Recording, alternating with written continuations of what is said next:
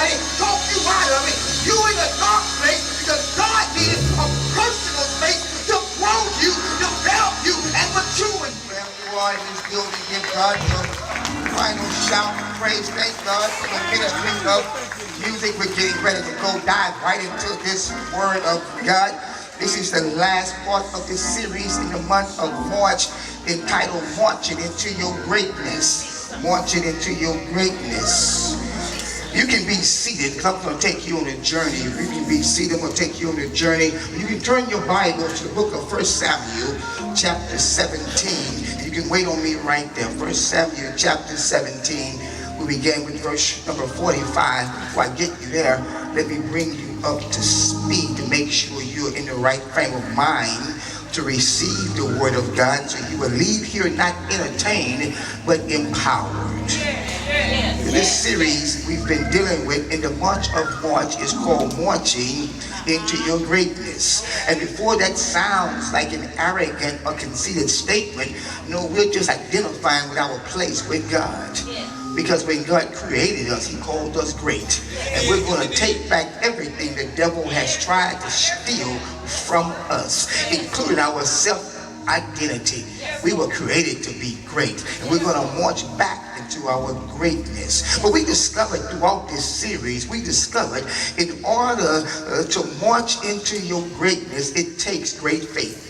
It takes great faith to take your family back. It takes great faith to reclaim and restore, rebuild, and renew everything the devil has messed with. So now use deductive reasoning. If it takes great faith to march into greatness, that means the devil, the enemy, Lucifer, Satan, is going to attack our area of faith. Because if he attacks our area of faith, he will keep us stuck in a losing, negative position. And the reality of it is, somebody came to church this morning spiritually, emotionally, mentally in a losing position. You're smiling, but you really want to cry. You have a look on your face like you're happy, but on the inside you're torn up from the floor up because the devil has distorted your reality. He has made you feel like there's no way out. He's made you feel like you're stuck and you're losing. You and your mama and your daddy and your children and your children's children. The devil has made you feel like there's no win nor victory for you. But we come to fight back the devil this morning. We come to reclaim and restore. We come to put a demand on the atmosphere. We're getting ready to march into our greatness. We're getting ready to take back everything. Paul, the senior minister, puts it like this to young Timothy, the young preacher. Paul says in 1 Timothy 6 and 12, take notes, write it down before we get to our main text. Paul tells Timothy in 1 Timothy 6 and 12, fight the good fight of faith. You missed that this morning. Fight the good fight of faith. Because there are some things worth fighting for. Fight the good fight of faith. Dr. King says to you, found something you're willing to fight for, even fight to death. You haven't found a reason strong enough to live. And today I'm telling you, your children and your children's children, your community is worth fighting for. Stop rolling over and playing dead to the tricks of the enemy. Your seed is worth fighting for. Your greatness is worth fighting for. Amen. The enemy has declared too long. And we get so spiritual, especially African Americans who came over on the bottom of slave ships. We get so spiritual during hard times. We start labeling our struggle as generational curse, like we have no control of it. I'm under a generational curse. I'm stuck here. And for too long, the devil has had you declaring you're under a generational curse. But I'm challenging you this morning to reset your thoughts.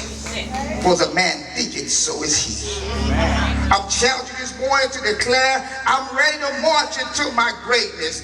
Do me a favor, if you will, and repeat after me like we back in grade school and we'll learn our ABCs for the first time. Repeat after me. I'm ready to march into my greatness.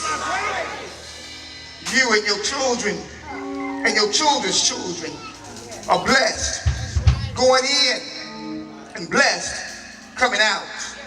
But you must make a decision today. Your family tree is loaded with greatness, not craziness, not laziness, not brokenness. But your family tree is loaded with greatness. Reclaim your family. Stop walking around saying this is the way we are. It's a lie from the pits of hell. You are not created to be broke.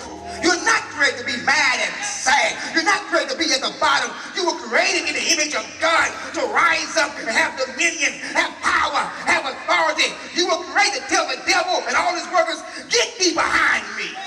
Now stand up in your boldness. Stand up in your birthright. You were created to be great. Come on, man. Don't care if the Cashmere, Wheatley, Yates, Smiley, Forest Brook, North Shore. Don't care if the school in Spring, HISD, Aldi. You were created to be great, not based on your zip code, not based on your gender, not based on your race, not based on your last name. You were created to be great because you were created in the image of God. And he said, you look like me, you sound like me, and I don't know about you, but I know God is great. So if God created me to be like him, Kizzy, I gotta be great. And the generation after me gotta see a black man and a black woman standing in greatness so they'll know they too can be. I think you're getting it. I think to get to your place of greatness, you have to have the faith to fight the giants in your pathway. Because the more you decree and declare, the bigger they gonna look. And the more they gonna show up. See, if you're doing nothing, he's not gonna frustrate you. The devil is not gonna bother you if you made your mind up. I'm gonna be broke all the days of my life. I'm under generational curse. I'm gonna be sad and sick and mad and frustrated. If you made your mind up, I'm just an angry black man. If you made your mind up, I'm just somebody's baby mama. Ain't no more to me. If you made your mind up, that's the end of your story. You ain't gotta worry about no devil messing with you. You're your own worst enemy. But for those of us who are standing bold in faith, declaring the best is still yet to come, I don't care if you're 20, 30, 40, 50, 60, 70 years old, the best is still yet to come. The devil is going to assign some giants in your pathway to frustrate you, irritate you, and mess with you. But today, we will release enough faith to defeat and destroy every giant in my pathway. Trying to contain myself. But I know how the story ends.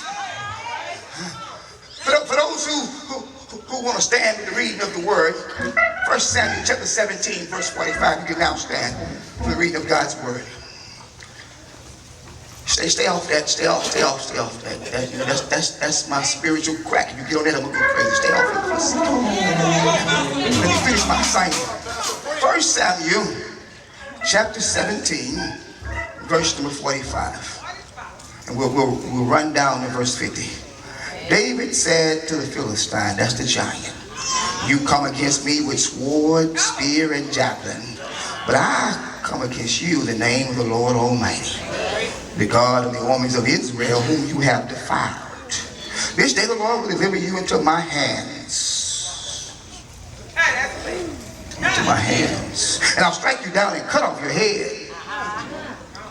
You got to attack the bully at the head. I'll cut down your head. This very day I will give the carcass of the Philistine army to the birds and the wild animals, and the whole world will know there is a God in Israel. There's a God in Greens Point. There's a God in Third Ward. There's a God in Fifth Ward. There's a God in Sunnyside. There's a God up and down Homestead. There's a God on Lockwood. There's a God. I don't care what they're saying. I don't care what those woke folks saying. There is a God that woke me up. There is a God. All those gathered here would know that not by the sword or spear the Lord saves. For the battle is the Lord's. And he will give all of you into our hands. As the Philistine giant moved closer, attacked him, David ran quickly toward the battle line to meet him. Reaching to his bag, taking out a stone, he swung it and struck down the Philistine on the forehead. The stone sank into his forehead and he fell down to the ground. David trumpeted over the Philistine with a sling and a stone. Without a sword in his hand, he struck down the Philistine and killed him. Take your seats and let's have a conversation. Yeah.